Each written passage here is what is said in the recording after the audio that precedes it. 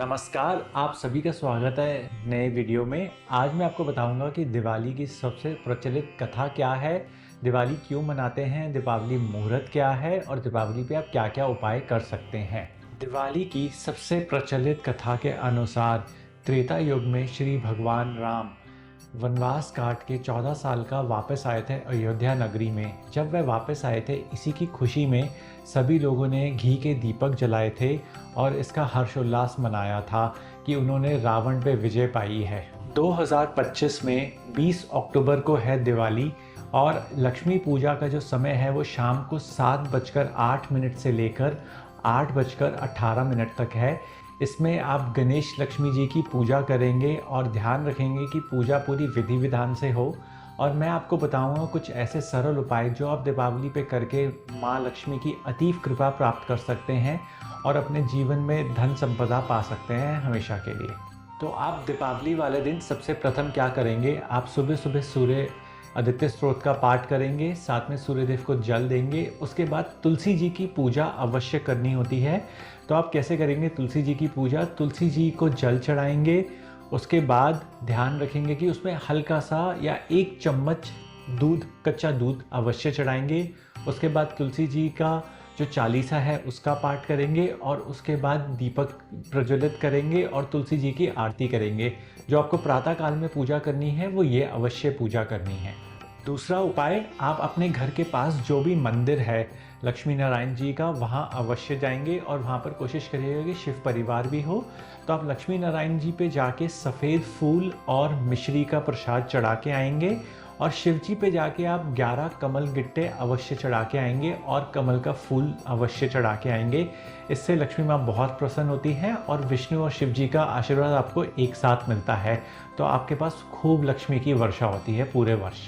तीसरा उपाय, आप ध्यान रखेंगे, आप पीपल के पेड़ पे दीपावली वाले दिन जाकर पानी का 1 लोटा चढ़ाएंगे, घी और शक्कर और दूध मिलाकर 5 प्रकार की मिठाई और 1 घी का दीपक अर्पित करेंगे। ये आप सुबह कर सकते हैं दीपावली वाले दिन।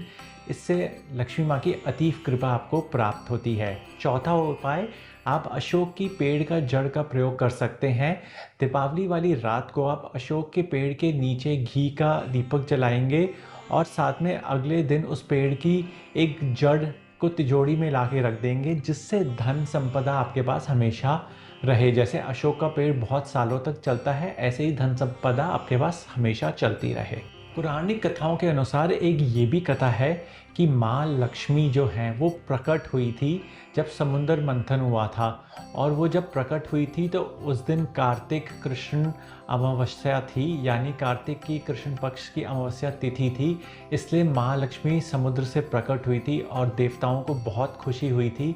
इसलिए भी दीपावली को मनाया जाता है।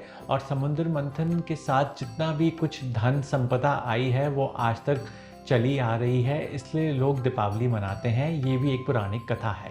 आप ध्यान रखेंगे कि लक्ष्मी पूजा में श्री यंत्र का बहुत महत्व होता है। तो आप क्या करेंगे ना, जो भी आपके घर में श्री यंत्र है, अगर वो कागज़ का है तो अवश्य उस पर दूध के नहीं धो सकते हैं। अगर आपके पास चांदी का है या सोने का है तो आप उसे दूध से धोएंगे, फिर गंगा जल से धोएंगे, पुनः उसको फिर जल से साफ़ करेंगे और उस पर इत्र लगाएंगे गुलाब का, या उसको गुलाब जल से भी धो सकते हैं। और फिर उसके आगे गुलाब के 2 फूल रखेंगे, एक दाईं तरफ एक बाईं तरफ, और उसके बाद उस पर चंदन और सिंदूर का टीका अवश्य लगाएंगे। और फिर जब आप शाम को पूजा करेंगे तो उसमें साथ में उसकी भी पूजा अवश्य करेंगे। और श्री यंत्र वैसे भी घर में रखना बहुत समृद्धि का कारक होता है, तो आप हमेशा अपने घर में एक श्री यंत्र रख सकते हैं। अगर आप सोने या चांदी का नहीं रख सकते हैं तो भोजपत्र पे बना के या किसी भी स्वच्छ कागज़ पे बना के उसे फ्रेम करके रख लीजिए, ताकि आप उस पर हमेशा चंदन का टीका लगा सकें या गुलाब जल के छींटे लगा सकें। दीपावली की पूजा में आप एक चांदी का सिक्का अपनी तिजोरी में अवश्य रखेंगे। उसको रखने की विधि क्या है, जब आप पूजा कर रहे हों तो एक चांदी के लोटे में एक चांदी का सिक्का पानी में डाल के रखेंगे। अगले दिन सुबह प्रातः आप उससे सारे घर के कोनों में छींटा मारेंगे चांदी के सिक्के से, जो जल होगा उससे, और उसके बाद वह चांदी का सिक्का आप अपनी तिजोरी में रख देंगे और जो भी जल बच जाएगा आप उसे किसी पौधे में डाल सकते हैं। साथ में आप हमेशा ध्यान रखेंगे कि कोई भी अगर जल पूजा से बचता है तो आप उसे ग्रहण कर सकते हैं, आप अपने खाने में उसे प्रयोग में ला सकते हैं। अगला उपाय आप कर सकते हैं, आप लक्ष्मी माँ के आगे 7 मुखी दीपक अवश्य जलाएंगे। अगर आपके कार्यस्थल पे आप ये जलाते हैं तो 7 जो मेजर ग्रह हैं जैसे सूर्य, चंद्रमा, मंगल, बुध, गुरु, शुक्र, शनि, ये आप पे अतीव कृपा रखते हैं। और अगर आप 9 मुखी जलाते हैं तो उसमें राहु केतु भी जुड़ जाते हैं, और अगर आप 9 मुखी दीपक जलाते हैं तो इससे कुछ भी बुरा आपके साथ नहीं होता है। तो आप एक कार्य कर सकते हैं कि आप अपने कार्यस्थल पे जो है, दुकान में, फैक्ट्री में, ऑफिस में 7 मुखी दीपक जलाएंगे और घर में आप लक्ष्मी माँ के आगे शाम को देसी घी का 9 मुखी दीपक जलाएंगे। कोशिश करिए ये दीपक आप आटे से बना लें या फिर मिट्टी का लें, और किसी मेटल का नहीं होना चाहिए या किसी और चीज़ का नहीं होना चाहिए। दीपावली वाले दिन आपको ध्यान रखना है कि आप अपनी पत्नी को कोई भी लाल वस्त्र के कपड़े गिफ्ट में देंगे, पर आप पहले उसे नहीं बताएंगे, शाम को पूजा के समय ही देंगे। तो ये भी एक बहुत अच्छा उपाय माना जाता है जिससे लक्ष्मी माँ बहुत प्रसन्न होती हैं। तो आप ये सरल सा उपाय अवश्य कर लीजिए। और अगर आप विवाहित नहीं हैं, शादी नहीं हुई है, तो आप ये लाल वस्त्र अपनी बहन को भी दे सकते हैं, और अगर आपकी बहन भी नहीं है तो आप अपनी माता को दे सकते हैं।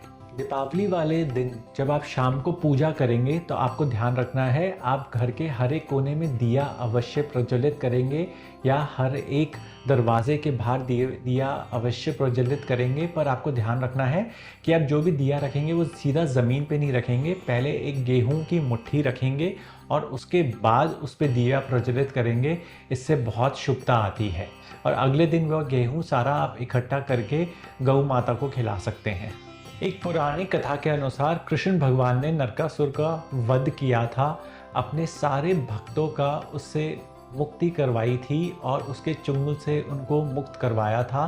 तो इस कथा के अनुसार उन्होंने उसका वध किया था दीपावली वाले दिन, इसलिए इस दिन को दीपावली के रूप में मनाया जाता है। और बहुत सारी सुख समृद्धि के लिए आप भगवान विष्णु जी और लक्ष्मी जी की खूब पूजा करें ताकि आपके पास धन की कमी ना हो, और सारे उपाय आप आराम से कर सकते हैं। कोई भी गलती ना करें, ये ध्यान रखें, और किसी का दिल ना दुखाएं। दीपावली की आप सबको हार्दिक शुभकामनाएं।